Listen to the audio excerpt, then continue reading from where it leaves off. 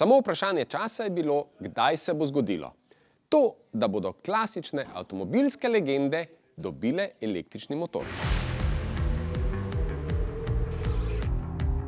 Nekaj, kar si pravi športni navdušenci nikakor ne znamo predstavljati. Pa smo v zmoti? Pri Abarthu pravijo, da smo. Abarth 500 bo namreč prihodnje leto praznoval 60 let.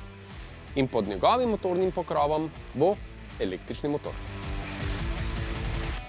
Pravijo, da so nad novim Abarthom 500e navdušeni vsi.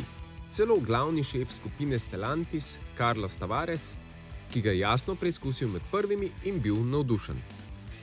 Še več, dejal je, da se avto, zahvaljujoč hipnemu navoru, vozi hitro in odzivno, zaradi odlične uravnoteženosti podvozja pa se zdi, kot da bi bil prilepljen na asfalt. In ker je posledično natančen v ovinkih ter popoln pri prečni dinamiki in hiter pri stopu iz ovinka, ga je celo bolj zabavno voziti kot klasičnega Abartha 695. Če to reče vrhovni šef, pomeni, da je nad rezultatom zadovoljen. Ampak vseeno nas je zanimala reakcija šefa razvoja Abartha 500, ko so mu naročili, da mora biti naslednik električen. It was pure adrenaline, pure emotion. And why? Simply because, I'm a passionate of car. I really like car. I'm a pistonhead, let me say.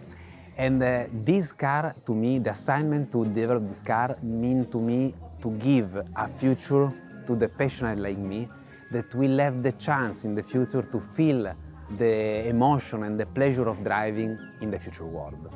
So this was really the big challenges to me. Obviously linked to the fact that we had to provide for the future car something that was totally consistent with the philosophy of the brand. So these two challenges coupled together were so emotional for me.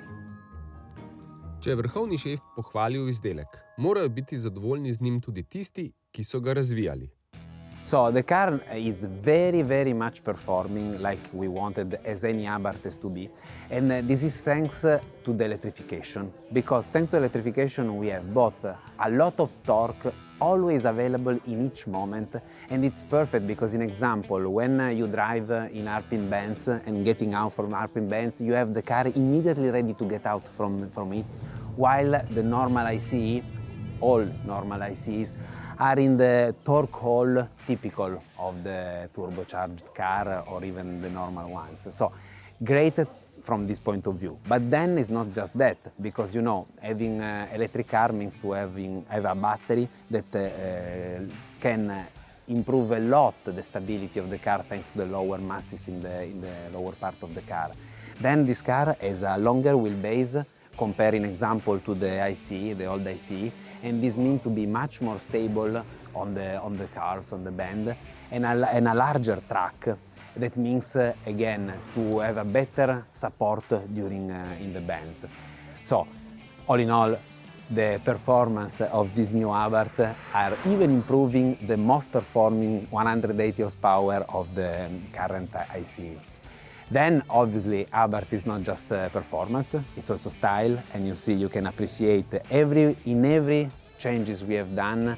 We started from the shape of the stinging animal, of the scorpion.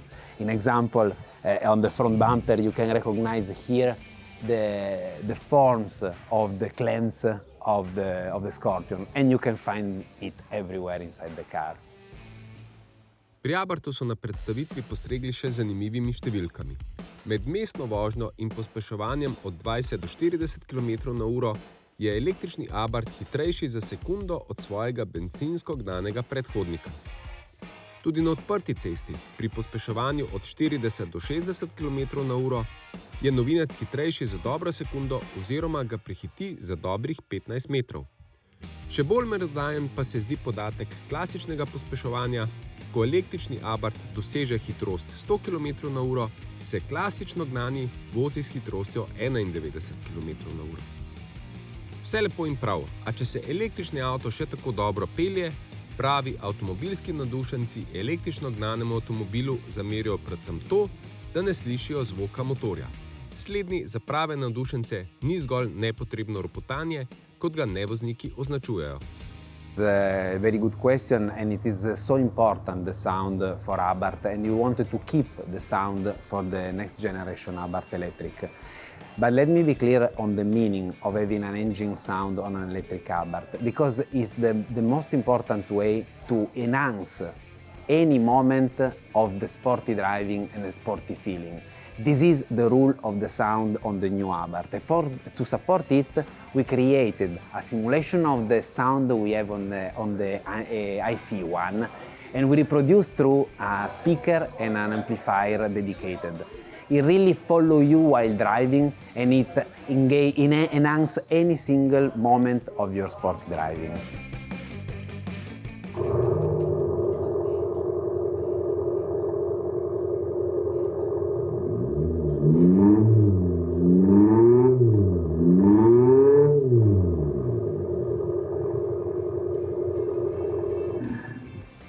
That's the Abarth sound. Great, but from where that sound comes? Oh yes, we have a dedicated speaker which is obviously waterproofed and mud-proofed and everything, which is located here, just below the floor of the trunk, and it creates this sound thanks to an amplifier positioned inside the trunk. Abarth 500 je bil evropskim kupcem najprej na voljo v omejeni seriji Škorpionissima, ki je bila navkljub ceni 43.000 evrov razprodana v zgolj nekaj tednih. V redni ponudbi bo Abarth 500e na voljo v osnovni in turizmo različici. Pri obeh bo mogoče izbrati tudi kabrioletsko različico. Obe različici sta že serijsko zelo dobro opremljeni, pri čemer pa turizmo ob še boljši opremi ponuja že serijsko tudi generator motornega zvoka za okolico. Za zalogo električne energije bodo skrbele baterije s kapaciteto 42 kWh. To naj bi bilo dovolj za doseg približno 265 km. Četudi se številka ne zdi pretirano visoka, pa pri Abarthu raje stavijo na hitro polnjenje. 85 kW polnilni sistem namreč baterije za povprečno dnevno vožnjo, ki v Evropi znaša približno 40 km, napolni v 5 minutah, za polnjenje baterij od 20 do 80% pa je potrebnih približno 35 minut. Zaenkrat je električni Abarth na voljo zgolj v večjih evropskih državah. V Italiji je zanj potrebnih 37.950 evrov ali drugače povedano. V vseh državah naj bi bil Abarth 500e cenejši od najbolje opremljenega Fiata 500e.